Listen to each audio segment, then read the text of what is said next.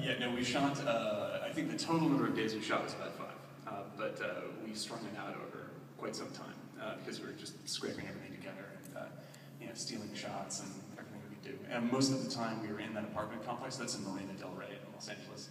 And we didn't, nobody lived there anymore. And we just walked in and started filming. So, an awful lot of that kind of stuff. No, it's all shot at my co-creator and producer Karl Denham, who also photographed the movie.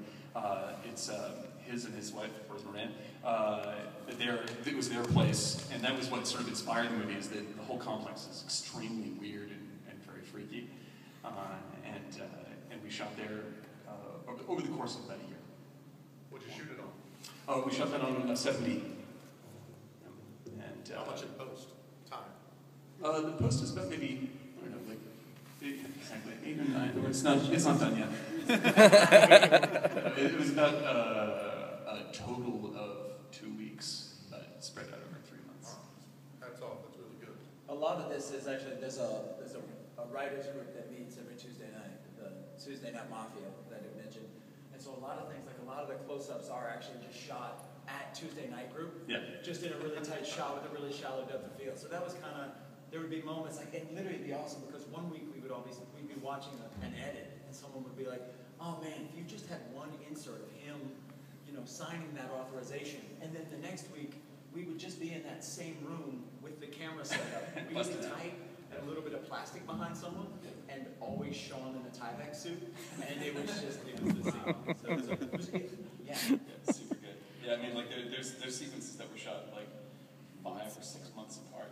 Yeah, it's any of the close-ups that I have wrestling with a zombie, the close-ups you can't see the zombie, there is none. It's a year later in a different place entirely. Dave is also the guy who plays the husband. He is also the guy who runs the certain writers group, and we owe a huge debt of gratitude to him. Because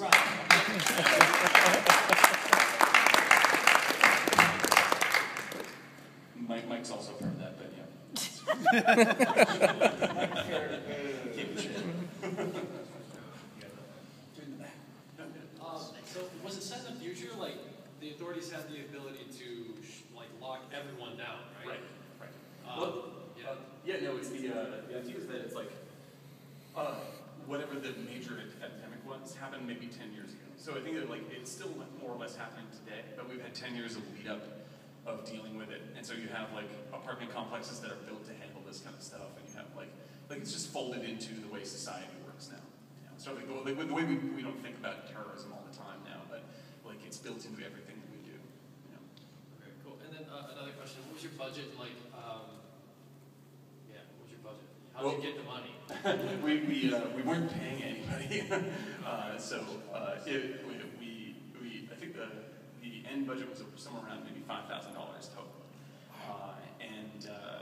If we had paid people, we have like some of the best, special effects folks that I've ever worked with or on the stage, and it would have been like a $70,000 project. But all the stuff is, you know, like we were just doing it because we liked the story and rock on that.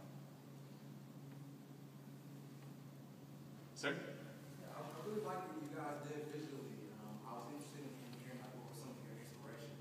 Michael Mann. That's that. Why the decision to go with the aspect ratio? Michael Mann. No, I like. There's a like. I really like. We all really enjoy. Sort of very. Because I mean, it's very intimately shot movie, and so I know it's weird to do sort of 2-3-5 framing in such a super close-up, you know, personal movie. But like, if you look at like the way that like Michael Mann shoots Heat, like it becomes sort of grandly intimate at the, you know, and I think it really builds up on you, especially when you're doing like a genre movie where it's innately unbelievable, like it's total baloney. That getting that personal really helps you overcome that kind of stuff and sell it. Yep. I like the idea of having like a strain outbreak become more commonplace. Would you ever consider expanding the story into a longer feature? Yeah, Dan. No, we are. Karl Denham and I have been working on feature script version and also on sort of a television pitch for the same thing. We really did it. Yeah, I think it'd be really fun. John Cooper, you have anything to say? I wanted Meg's spending makeup. That's also good. We had to get all the zombie makeup in and out in one day, so that was the world's longest shoot. It was like an 18 or 19-hour shoot in a really, really cramped space with this dude right over here, trying to hold Meg down. And Meg is such a aggressive personality. She's stronger than me. Yeah, you tell the story. It really is. It's insane. It was like a 14-hour shoot where I was wrestling Meg, and I told her in advance, like, this is gonna get physical, so I don't want to like hurt you. You tell me how much, you know. I will only resist you as much as you're fighting me, and let you dictate, you know, the level of it. And she fought the hell out of me all day long. Oh, yeah. So all the sweat you see pouring off of me is real. I was sore for about 4 days afterwards. And she's super nice too. Like she's remained nice the entire time. Like she's in horrible makeup and all this kind of jazz. And she'd be like, like this, and then oh, are you okay? Is it really cool? Yeah, it's like, it's ridiculous. Really, really amazing.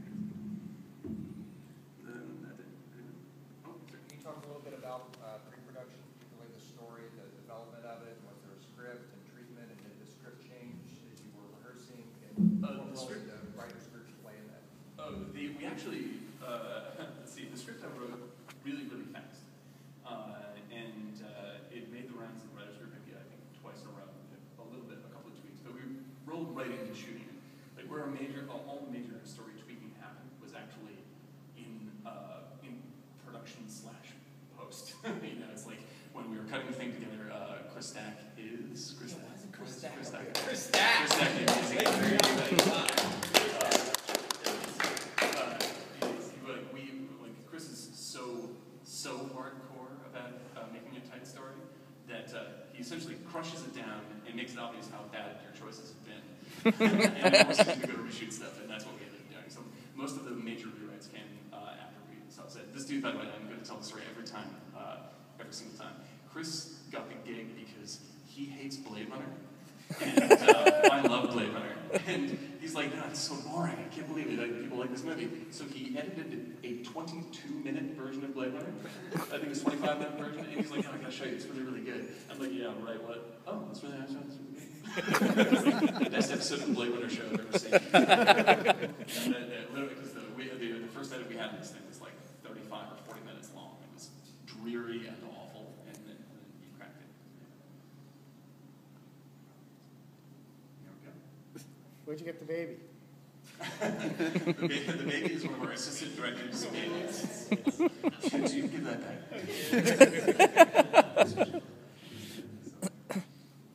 Well, right on, everybody. Thank you very much. Oh, there's one. I'm sorry. There's one more in there. John Cooper. Are you going to be staying to get your reward for this on Sunday? Oh, that's Thanks, everybody. So nice.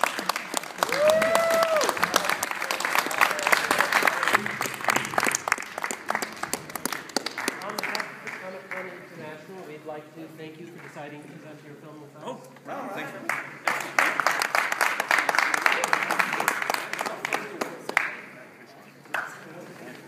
Very good film.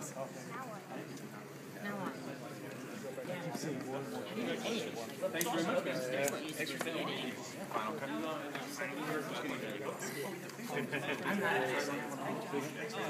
My dad is working on his in fact, watch Sony Vegas. Sony Vegas is working fine for what I did.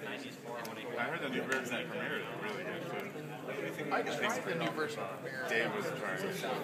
Really? But I didn't know what I was going to But Premiere is still straight to After Effects. Yeah, dude, it's like Oh, that's right. I used it. I never used CS6 yet. I really Spread out across the year. Oh my god, that was like 36-hour days. That's really awesome. It's really fun. Hey, when is yours? Tomorrow night at 7? If we're still in town, we're going to go by. Like 4 people. I'm so far with staying. By tomorrow. We'll see you tomorrow.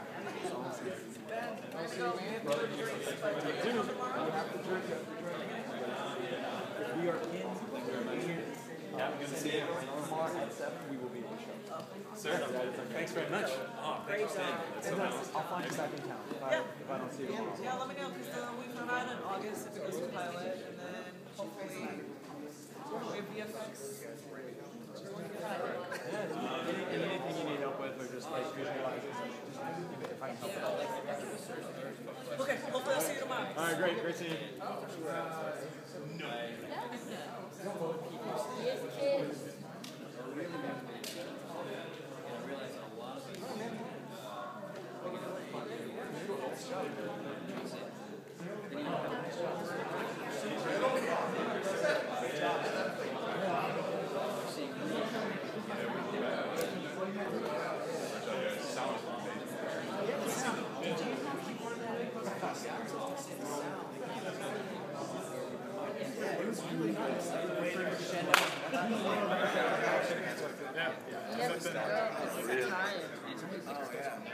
We left at like 3 o'clock. Actually, like 7. His fault was not putting the ticket. We went out.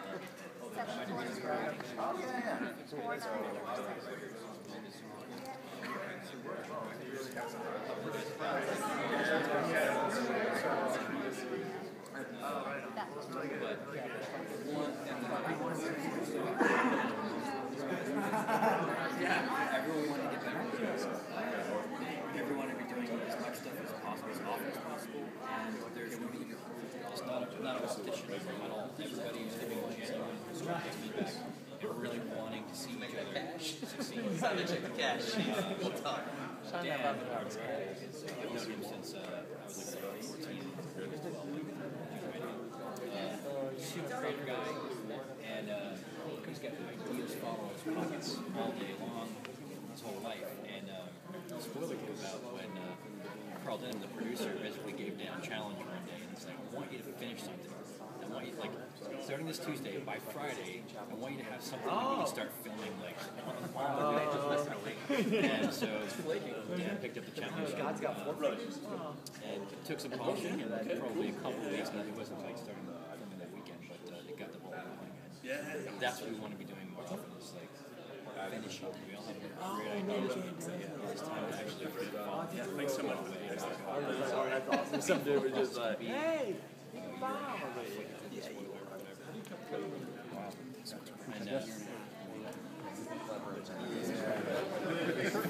Just doing that.